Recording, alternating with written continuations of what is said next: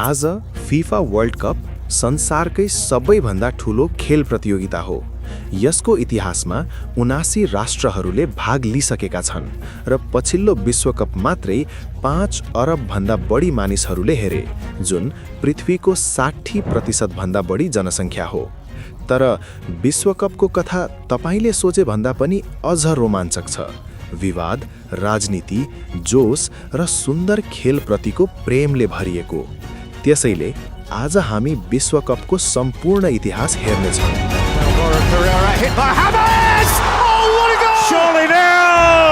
Surely now, Spain have won the World Cup. Argentina campeón del mundo. Argentina campeón del mundo. यो कथा करिब 100 वर्ष अघिबाट सुरु हुन्छ, जब विश्वकपको अवधारणा पनि थिएन। सन् 1914 मा फिफाले ओलम्पिकलाई फुटबल विश्व च्याम्पियनसिपको रूपमा मान्यता दियो र यो व्यवस्था 20 वर्षभन्दा बढी समयसम्म चल्यो। त्यसपछि 28 मे 1928 मा फिफाका अध्यक्ष जुल्स रिमेटले एउटा ऐतिहासिक विचार ल्याए। खेलको बढ्दो लोकप्रियता र ओलम्पिक फुटबलको सफलता देखेर उनले ओलम्पिक भन्दा बाहिर फिफाको आफ्नै अन्तर्राष्ट्रिय टुर्नामेन्ट आयोजना गर्न चाहे। यसरी विश्वकपको विचार जन्मियो र केवल 2 वर्षभित्रै यो विचार वास्तविकतामा परिणत भयो। पहिलो विश्वकप सन् 1930 मा उरुग्वेमा आयोजना भयो, किनभने तिनीहरू अघिल्लो ओलम्पिक टुर्नामेन्टका विजेता थिए। तर यो स्थान युरोपेली देशहरूका लागि समस्याजनक थियो। लामो जहाज यात्रा र आर्थिक सङ्कटका कारण धेरै देशहरू सहभागी हुन सकेनन्। जम्मा 13 देशहरूले भाग लिए। उत्तर अमेरिकाबाट 2, युरोपबाट 4 र दक्षिण अमेरिकाबाट 7। इजिप्टको जहाज खराब मौसमका कारण ढिला भयो र उनीहरू प्रतियोगिता नै गुमाउन पुगे। जापान र थाइल्यान्डले निम्तो पाए पनि दुबईले अन्तिम समयमा आफ्नो नाम फिर्ता लिए। 13 जुलाई 1930 मा पहिलो विश्वकप सुरु भयो र फाइनलमा उरुग्वेले अर्जेन्टिनालाई 4-2 ले हरायो, 93,000 दर्शकहरूको उपस्थितिमा। उरुग्वे पहिलो विश्वकप च्याम्पियन बन्यो। अर्को विश्वकप 1934 इटलीमा भयो, युरोप र दक्षिण अमेरिका बीच पालै गर्दै आयोजना गर्ने विचार अनुसार। 16 राष्ट्रहरू फाइनल राउन्डमा पुगे। डिफेन्डिङ च्याम्पियन उरुग्वेले भने युरोपेली देशहरूको कम उपस्थितिप्रति रिसाएर यो टुर्नामेन्ट बहिष्कार गर्यो। इजिप्ट पहिलो अफ्रिकी टोली भएर सहभागी भयो, तर पहिलो राउन्डमै हङ्गेरीसँग हार्यो। फाइनलमा इटलीले चेकोस्लोभाकियालाई अतिरिक्त समयमा 2-1 ले हरायो र युरोपको पहिलो विश्वकप विजेता बन्यो। 1938 को विश्वकप फ्रान्समा भयो, तर यसले ठूलो विवाद निम्ति आयो, किनभने युरोप दक्षिण अमेरिका पाला सम्झौता तोडिएको थियो। त्यसको विरोधमा अर्जेन्टिना र उरुग्वे दुवैले प्रतियोगिता बहिष्कार गरे। युद्धको छायामा अस्ट्रियाले जर्मनीसँग मिलन गर्दा टुर्नामेन्टमा केवल 15 राष्ट्र मात्र थिए। इटलीले फाइनलमा हङ्गेरीलाई 4-2 ले हराएर लगातार दोस्रो विश्वकप जित्यो। त्यसपछि विश्वयुद्धका कारण विश्वकप पुरै 12 वर्षका लागि रोकियो। सन् 1950 मा विश्वकप दक्षिण अमेरिका फर्कियो। भारतले यो संस्करणमा खेल्न अस्वीकार गर्यो, किनभने उनीहरूलाई खाली खुट्टाले खेल्न दिइएन। हो, साँच्चीकै हालका च्याम्पियन इटलीले पनि सहभागिता जनाए। 2 वर्ष अघिको टोरिनो हवाई दुर्घटनामा राष्ट्रिय टोलीका धेरै खेलाडी मारिएका बावजुद, जुन आफैमा आश्चर्यजनक थियो। ब्रिटिस राष्ट्रहरूले पहिलो पटक भाग लिए। फाइनलमा उरुग्वेले ब्राजिललाई माराकाना स्टेडियममा हरायो, जहाँ 1,73,000 दर्शक थिए, जुन आजसम्मको सबैभन्दा बढी दर्शक भएको विश्वकप फाइनल हो।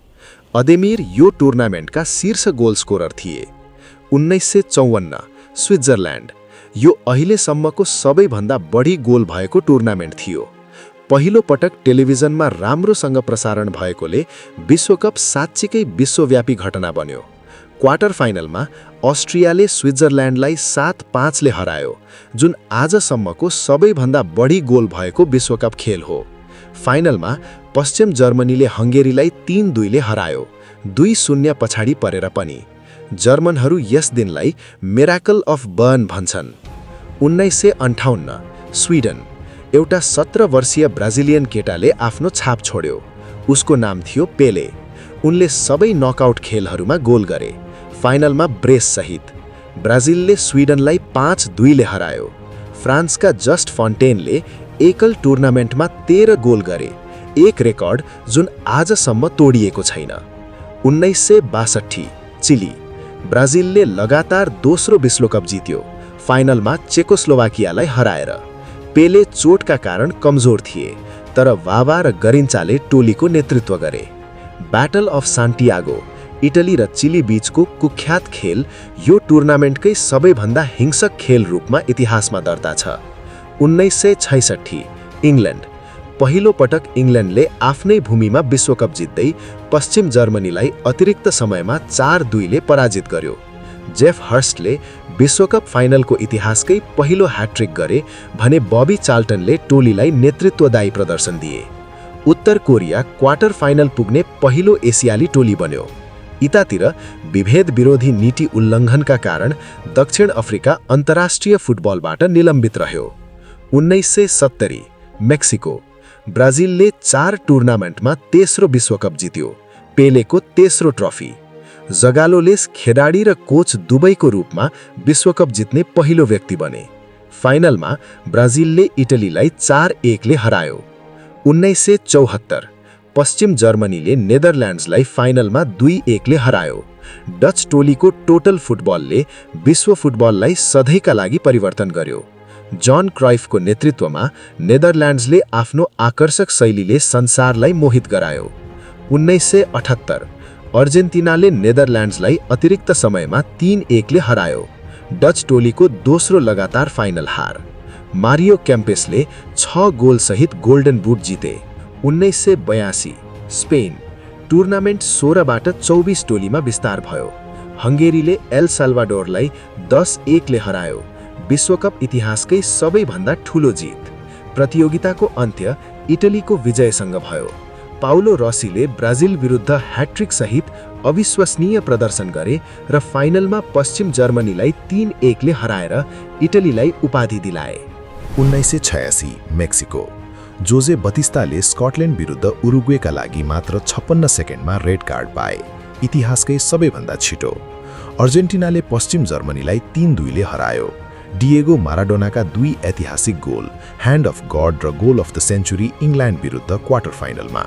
गेरी लिनेकरले 6 गोल सहित गोल्डन बुट जिते। 1990 इटली, अहिलेसम्मको सबैभन्दा कम गोल भएको टुर्नामेन्ट। रोबर्टो रोयास घटना, चिलीका गोलकिपरले नाटक गरेर आफैलाई काटे र पक्रिए र चिलीलाई प्रतिबन्ध लगाइयो। पश्चिम जर्मनीले अर्जेन्टिनालाई 1-0 ले हरायो। क्यामरून क्वार्टर फाइनल पुग्ने पहिलो अफ्रिकी टोली बन्यो।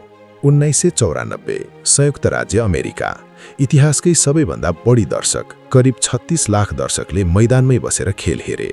माराडोना ड्रग टेस्टमा फेल भएर प्रतिबन्धित भए। ओलेग सालेन्कोले एकै खेलमा 5 गोल गरे।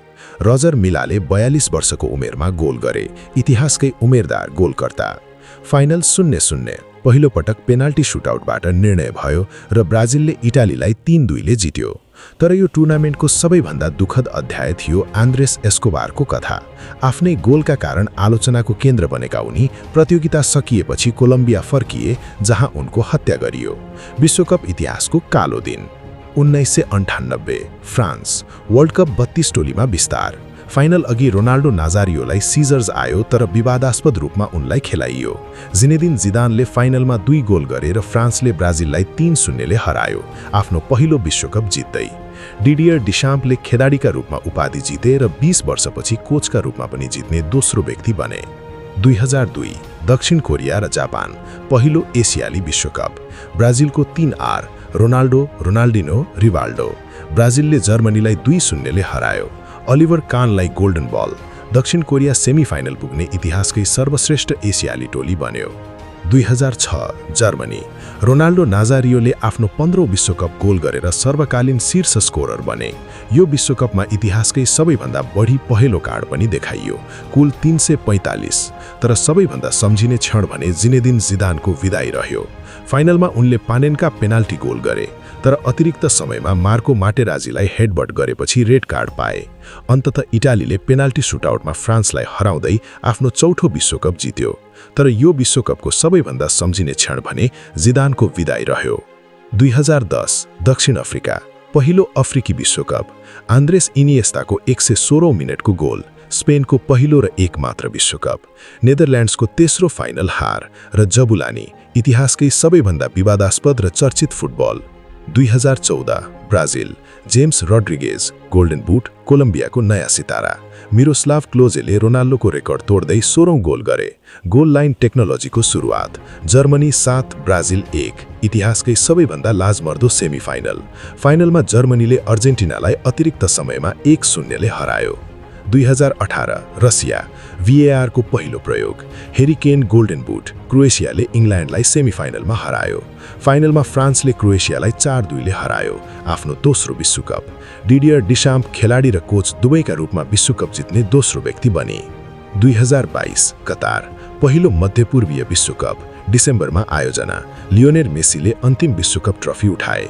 इतिहासको सर्वश्रेष्ठ फाइनलमा फ्रान्स बनाम अर्जेन्टिना 3-3 पछि पेनल्टी सुटआउटमा अर्जेन्टिना विजयी किलियन बाप्पेको फाइनल ह्याट्रिक र गोल्डन बुट 2026 अर्को विश्वकप मेक्सिको क्यानाडा र संयुक्त राज्य अमेरिकामा संयुक्त रूपमा आयोजना हुनेछ प्रतियोगिता 32 बाट 48 टोलीमा विस्तार हुँदैछ 12 वटा समूह हुनेछन् र प्रत्येक समूहबाट शीर्ष 2 टोलीसँगै उत्कृष्ट 8 तेस्रो स्थानका टोलीहरू पनि नकआउट चरणमा पुग्नेछन् यसअघि विश्वकप इतिहासकै सबैभन्दा ठूलो संस्करणको रूप लिनेछ विश्वकपको आधुनिक युगलाई सम्झिँदा एउटा प्रतिस्पर्धा व्यवस्था गर्न सकिँदैन लियोनेल मेसी र क्रिस्टियानो रोनाल्डो लगभग 15 वर्षसम्म उनीहरूले फुटबल विश्वमा प्रभुत्व जमाए सयौं गोल गरे र अनगिन्ती रेकर्ड तोडे तर विश्वकपको कथा भने फरक रह्यो रोनाल्डो विश्वकपमा धेरै संस्करणहरूमा चम्किए तर ट्रफी कहिल्यै जित्न सकेनन् मेसीले भने 2022 मा अन्ततः त्यो अधुरो सपना पूरा गर्दै विश्वकप ट्रफी उचाले ब्राजिल आजसम्म एकमात्र राष्ट्र हो जसले प्रत्येक विश्वकपमा सहभागिता जनाएको छ मिरोस्लाव क्लोजे 16 गोल सहित विश्वकप इतिहासका सर्वकालीन शीर्ष स्कोरर हुन् मेसीले अन्ततः आफ्नो विश्वकप सपना पूरा गरिसकेका छन् तर रोनाल्डोको त्यो सपना अधुरै रह्यो र किलियन बाप्पे अहिले क्लोजेको रेकर्ड भन्दा केवल 4 गोल टाढा छन् अब प्रश्न यो छ कि 2026 मा इतिहास फेरि लेखिनेछ कि नयाँ युगको सुरुवात हुनेछ